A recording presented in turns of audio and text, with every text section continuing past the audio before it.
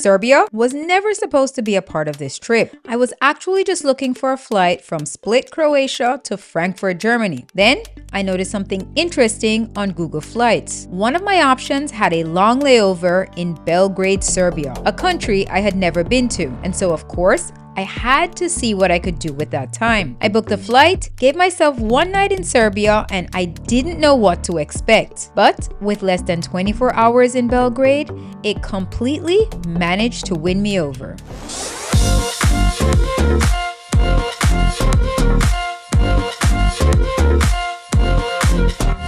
For this flight, I will be flying Air Serbia for the first time. I booked this ticket through the Capital One travel portal, where I had a $300 annual travel credit from my Venture X card. The flight from Split to Belgrade is pretty short, but Air Serbia still came through with a light snack and water. And the second I had these cookies, I thought, I'm not sure what they put in this thing, but I need another one. This is easily one of my top 3 airplane snacks. I actually asked the flight attendant if I could have another one. After landing in Belgrade, immigration took a little while. Serbia is not a part of the European Union, and so unlike other border crossings on this trip, I had to go through the full immigration process before officially entering the country. Once I was through immigration, it was time to figure out how to get to the city. And this was the first surprise in Serbia. Public transportation in Belgrade is completely free. One of the locals told me that this was something that the citizens had pushed for, and from the first few interactions, people were already incredibly friendly. I even had someone help me get my luggage off the bus. Definitely not a bad first impression. After about an hour on the bus, I finally made it to my destination at the Hyatt Regency Belgrade.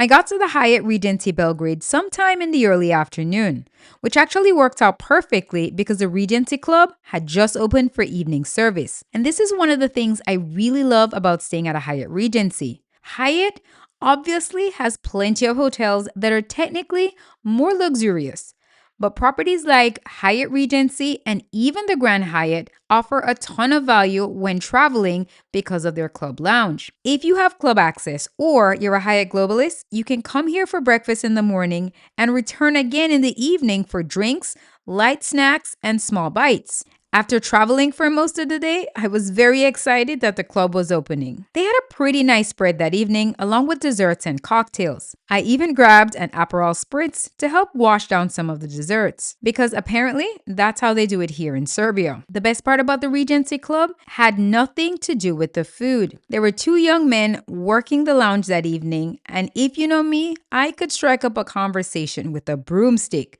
So naturally, we started talking.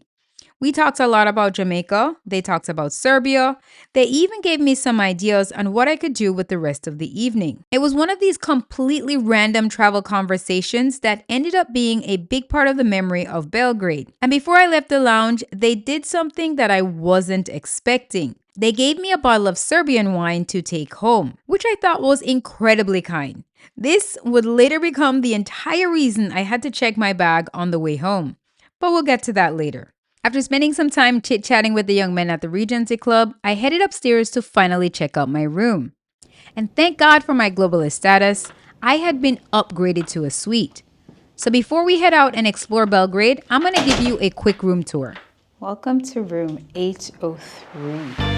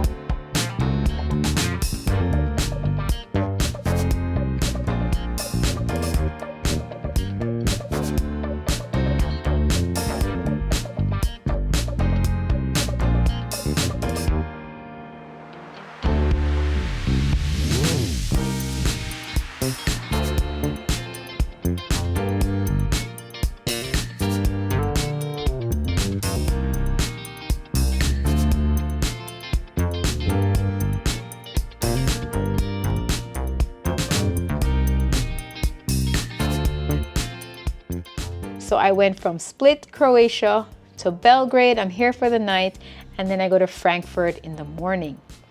I'm actually gonna try and call and see if they can give me a later flight so I can enjoy a little bit more of Belgrade.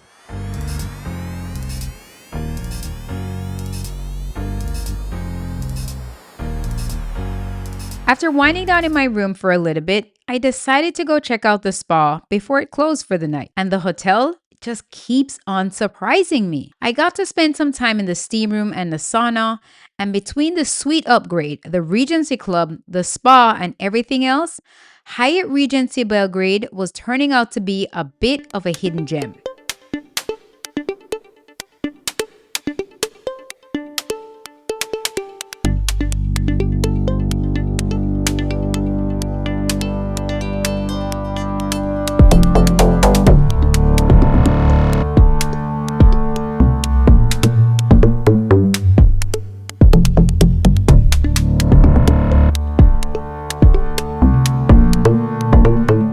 Leaving the spa, I walked past the gym and wow. Now, you guys know I love a good hotel gym, and this one immediately reminded me of the one at the Hyatt Regency in Mexico City. The equipment was modern, high-tech, and actually looked like equipment that you would find in a high-end fitness club. Now, this wasn't just a handful of machines.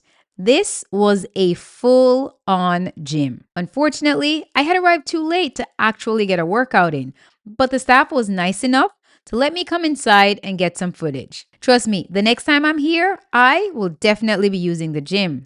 Actually, the entire property feels a little more elevated than your typical Hyatt Regency. It had a grand European feel to it. Everything seemed really well maintained. There was even a cigar room, which I don't think I've ever seen in a Hyatt Regency before.